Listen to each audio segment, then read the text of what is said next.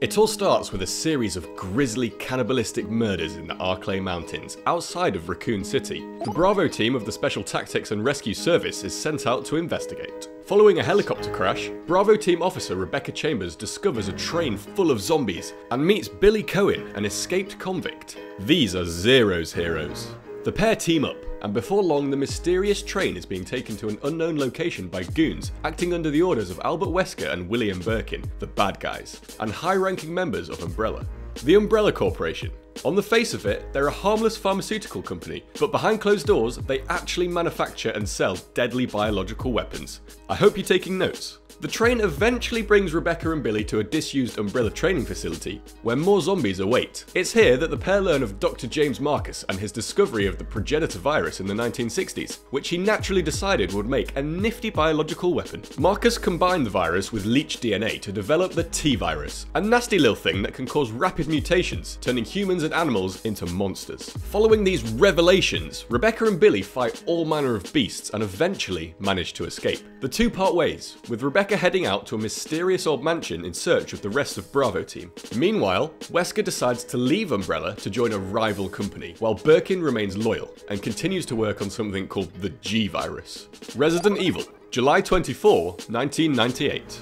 Thanks to the events of Zero, STAR's Alpha team loses contact with Bravo over the Arklay Mountains. Naturally, Alpha set out to find their missing buddies. It's not long before a pack of rabid T-virus infected dogs chase Alpha through the woods, forcing the team to seek shelter in the very same mansion that Rebecca was heading to at the end of Zero, the iconic Spencer Mansion. Now trapped in the mansion are protagonists Chris Redfield and Jill Valentine, along with the shady Albert Wesker, who poses here as a member of STARS. Zero is a prequel, remember?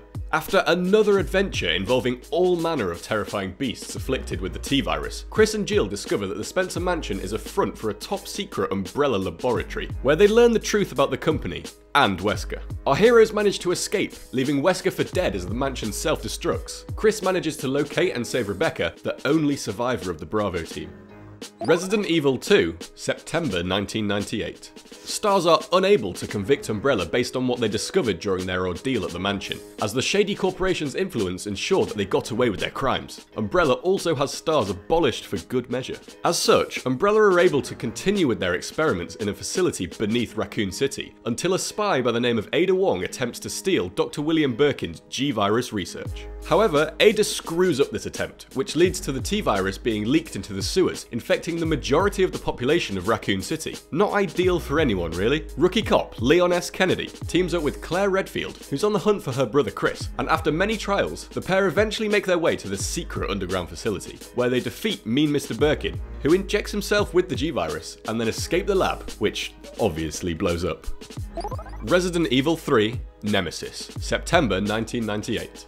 Taking place around the same time as 2, Nemesis reunites us with Jill Valentine, who is in Raccoon City attempting to expose Umbrella when the T-virus outbreak occurred. Obviously nobody wants to be stuck in a city of zombies, so Jill teams up with a mercenary called Carlos Oliveira, and together they manage to get away in a helicopter, just as a missile strikes the city, ending the outbreak, but wiping Raccoon City off the map forever. Resident Evil, Code Veronica, December 1998. 3 months after Resident Evil 2 and 3, Code Veronica chronicles Claire's continuing journey. Here, she manages to reunite with her brother Chris, and the pair discover Albert Wesker is still alive. Wesker now works with a new biological weapon manufacturer called Tricell, and having experimented on himself, has superhuman abilities for his troubles. The slippery devil escapes Chris and Claire, but the newly reunited siblings vow to take down Umbrella and stop Wesker once and for all. Resident Evil 4, July 2004. In the 6 years between Resident Evil 4 and the preceding games, a private anti-biohazard paramilitary force led by Chris Redfield and Jill Valentine finally managed to shut down Umbrella. Leon S. Kennedy has moved up in the world too. From rookie cop and Raccoon City survivor to secret agent for the US government, Leon's on a mission in Spain to rescue the president's daughter. It's on this mission that Leon encounters an ancient religious cult known as Los Iluminados, who use a breed of parasite called Las Plagas to control their victims. Naturally, Leon rescues the president's daughter and defeats the cult, but behind the scenes, Wesker manages to get a hold of a sample of this new parasite with the help of Ada Wong. What will he do with it? Nothing good, obviously. Resident Evil 5, March 2009.